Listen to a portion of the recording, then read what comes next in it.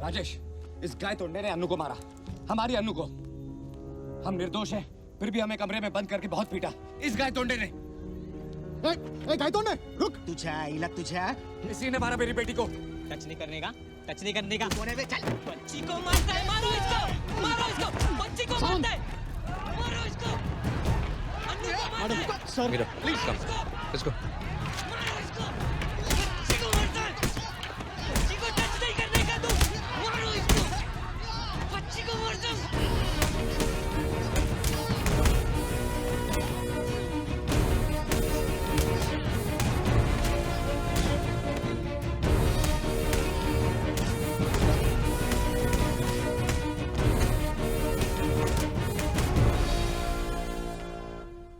गोवा की आईजी मीरा देशमुख के बेटे सैम देशमुख के लापता होने के केस में पुलिस ने विजय साड़गांवकर और उसके परिवार पर बेकसूर होने के बावजूद जिस बेरहमी से अत्याचार किए हैं उसके खिलाफ पूरे देश में प्रक्षोभ का माहौल है।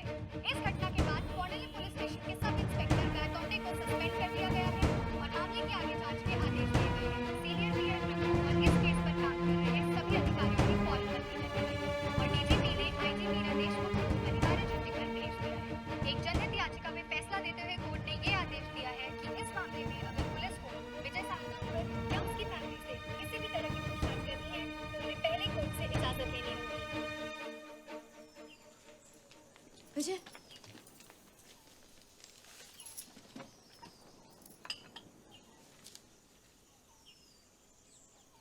विजय, तुम्हें नहीं लगता कि उनकी जिंदगी पूरी तरह से बर्बाद हो गई?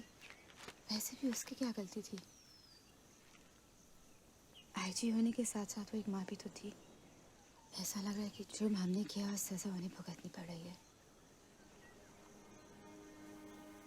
ये तुम्हारा बड़प्पन है कि तुम ऐसा सोच रही हो, लेकिन अगर सैम की जगह अंजू होती और अंजू की जगह सैम, तो क्या आईजी मीरा अपने बेटे को बचाने की कोशिश नहीं करती? जरूर करती। इसमें कुछ भी सही या गलत नहीं है। इंसान अपनी फैमिली के बिना जी नहीं सकता, उसके लिए कुछ भी कर सकता है, चाहे दुनिया उसे मतलब ही कहे या खुद कर्ज। इस हादसे को भूल जाना ही हमारे लिए बेहतर है। विजय, तुमने वो लाश उस गड्ढे से कब निकाली? जब मैं सैम की कार को ठिकाने लगाकर वापस आया रविवार रात। और कहाँ दफनाई?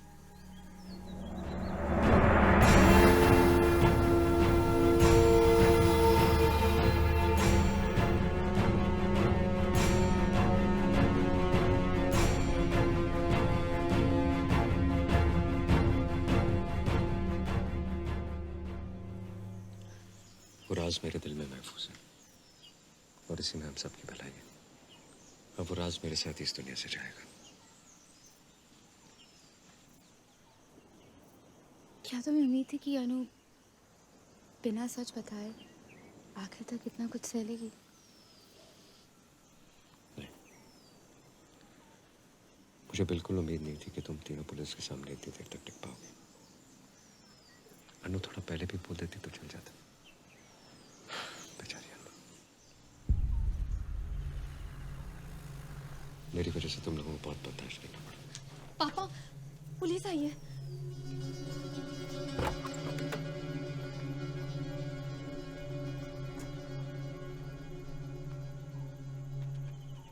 अब क्यों आए हो यहाँ? फिर से इन्हें परेशान करने? हमें सिर्फ विजय से बात करनी है। कोर्ट से ऑर्डर लाए हो?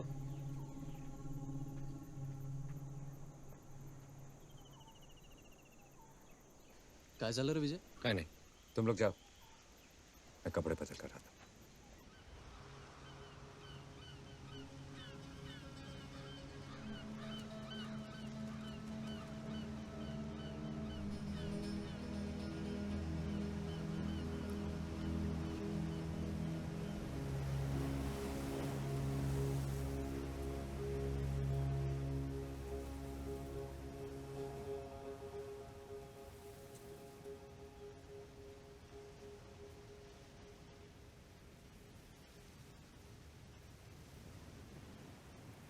आज हम तुम्हें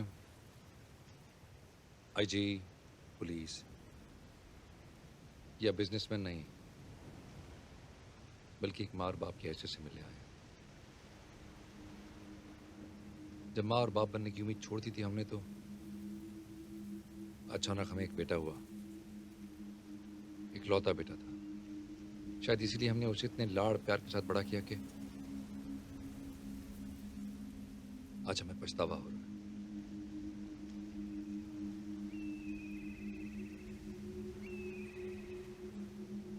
विजय, शांति से सोचने पर हमें एहसास हुआ कि हमारे बेटे के साथ जो भी कुछ हुआ या नहीं हुआ, उसकी जिम्मेदार शायद हम ही हैं। हमारे लाड़ और प्यार ने उसे इस कदर बिगाड़ दिया था। इसलिए भी हम तुमसे मिलना चाहते थे। जाने अनजाने में हमने तुम्हें और तुम्हारी फैमिली को बहुत तकलीफ पहुंचाई। सॉरी, हमें माफ कर दो। तुमसे माफी मांग। हम लोग ये देश छोड़ के जा रहे हैं लंदन, इनके भाई के पास रहने। लेकिन जाने से पहले विजय,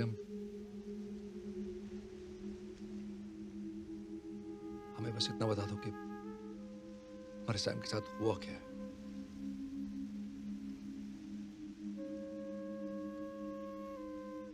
अभी भी फोन की घंटी बजती, लगता है सैम का फोन होगा। डोरबेल बजती है तो लगता है दरवाजे के बाहर सैम खड़ा है। ये सस्पेंस बर्दाश्त नहीं होगा हमें विजय। हम लोग जी नहीं पाएंगे इस तरह। बस हमें इतना बता दो कि हम लोग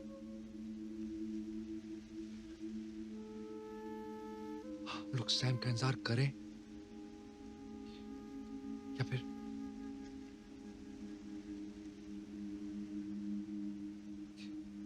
That's all.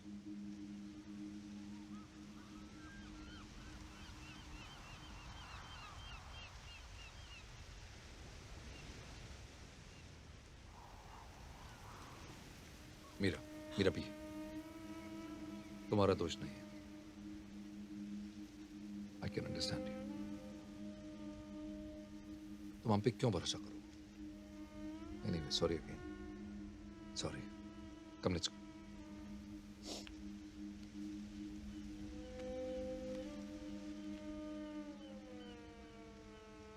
Meera, let's go. हमें भी माफ कर दीजिए।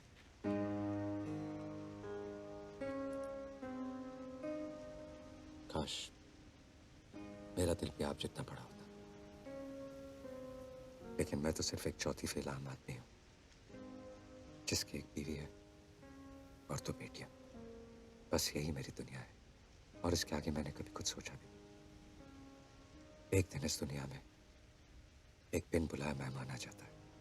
वो हमारी इस छोटी सी दुनिया को तबाह करने की साजिश करता है। हम उसे रोकने की कोशिश करते हैं, भीख तक मांगते हैं, लेकिन वो नहीं सुनता।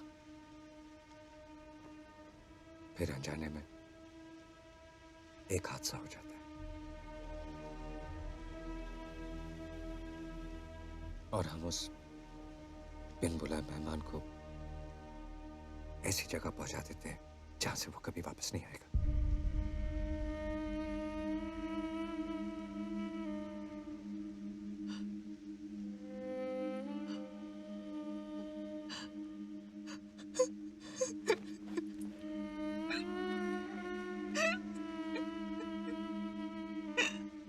हमने आपको दुनिया का सबसे बड़ा दर्द पहुंचाया,